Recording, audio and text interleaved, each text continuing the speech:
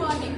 आज हम रिम्स के डॉक्टर आपके सामने स्वस्थ नारी सशक्त परिवार के बारे में कुछ बताने जा रहे हैं। 17 सितंबर से 2 अक्टूबर तक स्वस्थ नारी सशक्त परिवार सरकार के द्वारा मनाया जाता है। हम सभी जानते हैं कि महिला परिवार की धुरी है। यदि माँ स्वस्थ रहेगी तो एक परिवार भी स्वस्थ और सशक्त रहता है। एक माँ के स्वास्थ्य का प्रभाव सीधा उसके परिवार, उसके बच्चे पे पड़ता है। अब इसके आगे मेंस्ट्रुअल हाइजीन और न्यूट्रिशन के बारे में आपको बताया जाएगा। मैं आप लोगों को मासिक धर्म के बारे में बताना चाहती हूँ। मासिक धर्म में साफ सैनिटरी पैड या नैपकिन का इस्तेमाल करें। हर 7 से 8 घंटे में उसको चेंज करें और फिर उसको गंदे नैपकिन को पेपर में लपेट के फेंकें और फिर हाथ को साबुन से धोएं। इतना आपको हमेशा करना है और आपको ध्यान रखना है कि आपका मासिक धर्म 3 से 7 दिन के बीच होना चाहिए। अगर बहुत कम हो रहा है या बहुत ज्यादा हो रहा है तो डॉक्टर से मिलें। और इस उम्र के बच्चियों को 12 से 19 साल के लड़कियों को सप्ताह में एक बार आयरन का टैबलेट जो सैया लोग देती है वो भी जरूर से लें। इसी तरीके से आप अपना अच्छे से ख्याल रखें। मासिक धर्म के दौरान अपने खान पान का भी ध्यान रखना बहुत ज़रूरी है। इस दौरान आप बहुत अच्छे से पानी पिए, 3 से 4 लीटर, और आयरन से भरपूर खाना खाएं, जैसे बीटरूट, सलाद और पिस्ता बादाम और भी ड्राई फ्रूट्स, ये सब खाएं और आराम करें। भरपूर तरीके से अच्छे से आराम करें और अच्छा खाना खाएं। अब हम आपको गर्भवती महिलाओं के समक्ष जो आहार का जो क्वांटिटी है उसको बताने जा रहे हैं। जो गर्भवती महिलाओं का जो आहार है वो कम से कम 2000 से लेके 2800 कैलोरीज के बीच होना चाहिए। यानी कि सामान्य आहार से 300 से 400 कैलोरी ज्यादा कम से कम। उसके अलावा आपको कुछ न्यूट्रिएंट ज्यादा लेना है, जैसे कि protein, iron, folic acid, vitamin D, calcium, iodine, DHA, omega 3 fatty acid और उसके अलावा और अच्छे तरह के फैट, जैसे कि अगर आपको प्रोटीन के अच्छे सोर्सेज खाएं, जैसे कि सोयाबीन, दूध, दही, छाछ। उसके अलावा अगर आप मांसाहारी हैं तो फिर आपके लिए लीन मीट हो गया। अब लीन मीट में सबसे अच्छा सोर्स होता है मछली। उसके अलावा आपको पहले की माही में फॉलिक एसिड खाना है, जो कि बच्चे की रीढ़ की हड्डी और दिमाग के विकास के लिए सबसे ज्यादा जरूरी है। उसके अलावा आपको आयरन खाना है दूसरे और तीसरे तिमाही में।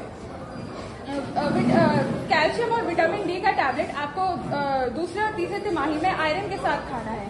उसके अलावा आयोडीन का जो जरूरत है वो आपके नमक से ही, जो कि आयोडाइज सॉल्ट, व्हाइट सॉल्ट होता है जो आपको मिलता है बाजार में, उससे पूरी हो जाती है।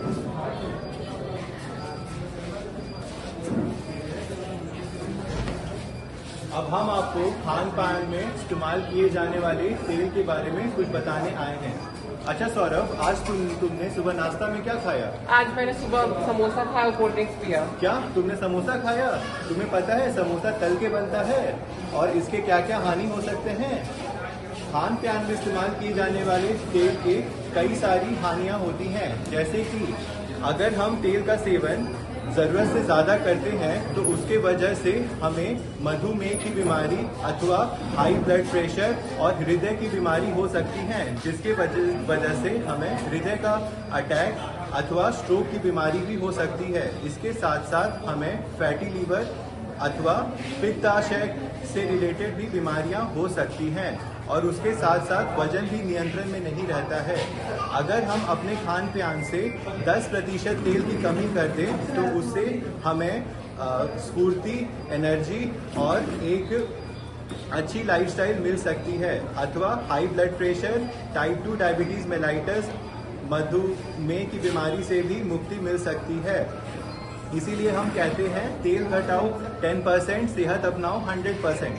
अच्छा सौरभ, तुम क्या मुझे और कोई तरीका बता सकते हो जिससे हम खान पान में तेल की कमी कर सकें?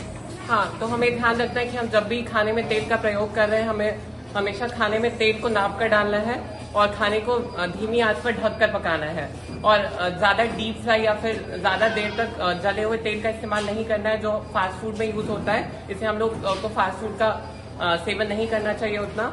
और हमें उसके जगह पे हम लोग जैसे फर्मेंटेड फूड आइटम जैसे इडली, डोसा, ढोकला, ये सब का इस्तेमाल कर सकते हैं, जिसका टेस्ट भी अच्छा रहता है, हमारे स्वास्थ्य के लिए भी वो अच्छा रहता है। इसके साथ साथ हमें खाने में ग्रेवी बनाने के लिए टमाटर की चटनी अथवा दही का उपयोग हम कर सकते हैं और फ्राइंग और तलने से बच सकते हैं।